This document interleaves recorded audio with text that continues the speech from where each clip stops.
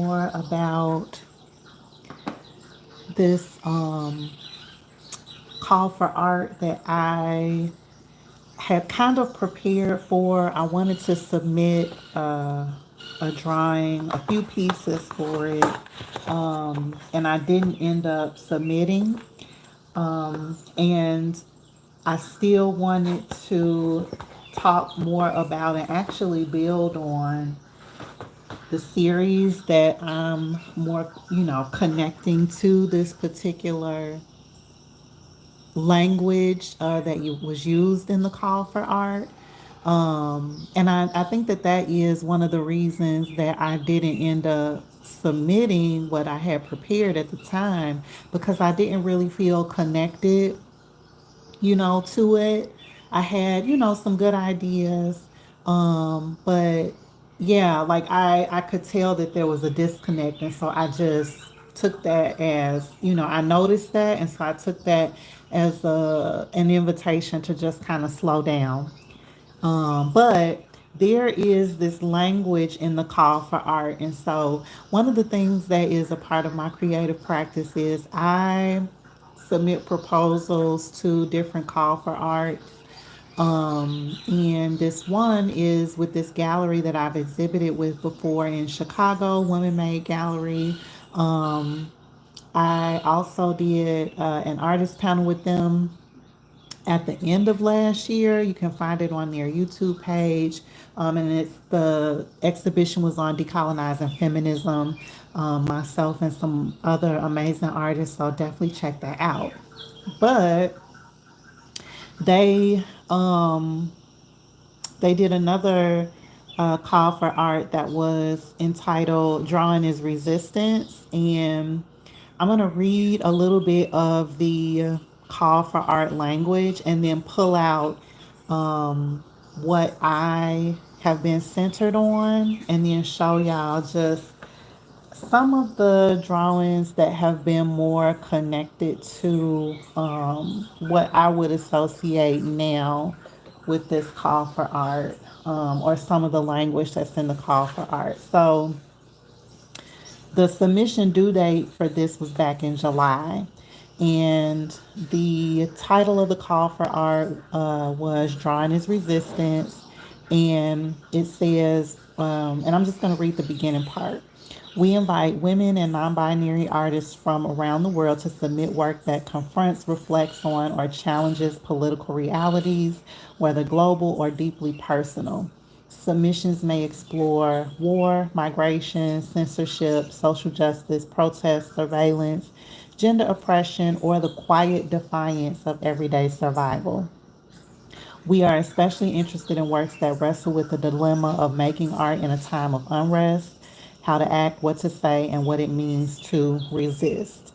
And so I am like, I loved everything about that, right? Language, like that was, this would have been, you know, an art exhibition that would have been right up my alley, but it wasn't my time, and that's okay. But the language that I really honed in on related to that invitation was the quiet defiance of everyday survival. And it made me really think about what are some of the images that I go to and draw when I sit down to get back into my practice, like what, even in talking this through, which is one of the reasons I came on here. um you know, it feels like those images that I return to, those symbols and motifs that I return to when I'm trying to get back into my creative practice, are some type of safe space, a place that I feel comfortable, a place that I feel reflective, and also really meditative, right? And so, one of the things that brought me to wanting to reflect more on this was I recently came back from Philadelphia, where I co-organized a fundraiser for a project that I co-facilitate with another partner. And it's called the Safer Movements Collective. It's a peer support resource where organizers, specifically Black, queer, and trans organizers, can come together and receive. They go through a summer cohort, 6 weeks, where we learn relational skills to navigate conflict through political education, wellness exercises, and just a bunch of other stuff. So we had that fundraiser. So I'm telling y'all all of this because I packed a art travel kit, and I did not draw not one time on that trip, and which is fine, right? And so once I got back, though, I didn't do any art. I also did not live stream as much as I would have liked to, which is not, it's not my usual practice. And so again, something that I've noticed, not a moment to like get down on myself about just the reality of the situation, but just noticing that, I didn't have the capacity to do the things that I really enjoy and that I know ground me. And I definitely felt ungrounded on the trip. So again, just noticing.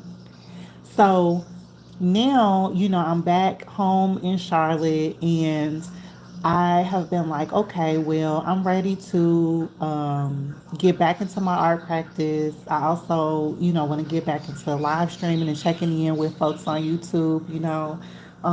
And so I'm like thinking about this previous call for art and this language of the quiet defiance of everyday survival. And so I really connect to um, really the intention around having a creative practice. I talk about this in some of my previous videos.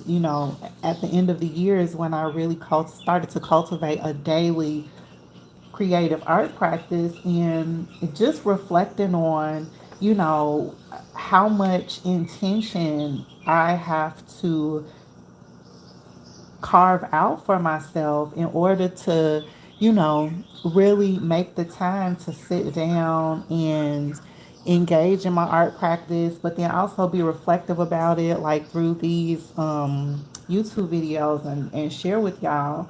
And so I feel like that's a quiet defiance for my everyday survival, right? Like I have done live streams, and I haven't done one in a long time, and I need to get back to that as well. I still sit down, especially late at night when I have anxiety, and sketch and draw. But I haven't been live streaming myself doing that. And like I said, these live streams they're entitled Regulating My Nervous System. And I have been able to create a practice where when I feel anxious, I allow myself to do the thing that I know will bring me um, some grounding, and help to regulate my nervous system, right? And you have to really work towards that. If I want to connect that to a practice, and something that you can read more on, I think about Naomi Ortiz from Sustaining Spirit Self Care for Social Justice. They talk about building pleasure bridges in that book. Pleasure bridge is kind of this acknowledgement, that pleasure in the Western world, is associated with like a reward. Once you have been productive in a particular way, it's dependent on a particular outcome. You having pleasure. And so Naomi Ortiz kind of flips that on his head and says, no, you have to build pleasure bridges to be able to access pleasure on a daily basis, because you are existing, and doing the best you can. That is enough for you to have moments of joy, happiness, creativity, so on and so forth. It also acknowledges this like systemic kind of wellness aspect too, that you can't, that is difficult because of how we're socialized around pleasure, that you have to be intentional about creating pleasure for yourself. So that's Naomi Ortiz. And then also another person that talks about pleasure in a decolonized way is Adrienne Marie Brown. Their book, Pleasure Activism, also talks about pleasure, again, in a decolonized way. And so, um, yeah, I'm connecting this piece of my art practice, and especially around fruits and vegetables that are rooted in like African American spirituality and Black culture. I love to draw okra. Um, let's see. I love drawing potatoes. I've got some figs. I grew up visiting my grandmother in Mobile, Alabama, and we had a fig tree at her house. So I grew up with figs. I like to draw them. I like to also draw snap peas. Um, Here's the okra. Um, and so, yeah, in reflecting on just why I chose the things that I chose to draw and sketch, and again, this is what I'm kind of identifying as my safe space. Like these, I usually will warm up, right? It could even be considered like warm up exercises. Like, what is, um, take a moment and think to what type of images you initially draw after taking a break from your creative art practice, or like when you sit down and do warm-ups before you get into, if you're working on a project or something else, like what types of warm-up exercise images do you usually just default to, um, and then thinking about why that is. And, for me, it's definitely a safe space to draw things that were a part of my family's and my current like food culture, like peas and tomatoes, and again, like okra and potatoes, um, bell peppers, right? Things like that. So, in addition to drawing cabbage, right? In addition to drawing fruits and vegetables, I'm also practicing my hand sketches. That has also been something that I've been trying to get just a little bit better at. Like, what angles do I enjoy more? Let's see, I really like this angle a lot. I think I drew that hand very well. Um, and yeah, I'm interested in how hands look when they're holding vegetables and fruits. Like that's what I'm interested in studying a little bit more. So I just wanted to talk through that. Um, I think some of the skills that I've been able to build that connect to this quiet defiance of everyday survival is also like some of the things that I've been talking about here on my channel, like building creative muscle memory, building creative decision making, you know, um, those types of skill building moments, and this is where the decolonized and liberation psychology piece comes in. Being able to build those skills and practice that in my creative practice, I absolutely see how that infiltrates, you know, my other thought processes with other work. And again, bringing all of this back to this call for art on the quiet defiance of everyday survival.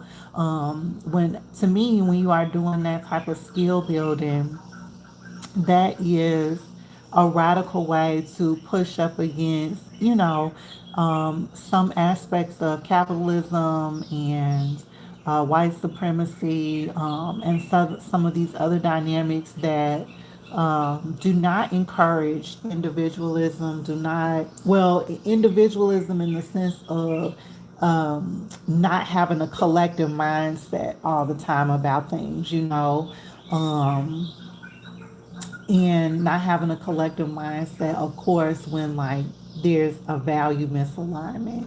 Um, but building those skills also resists um, any of these systems and environments that do not encourage creativity, right? Artistic practice, thinking outside of the box. Uh,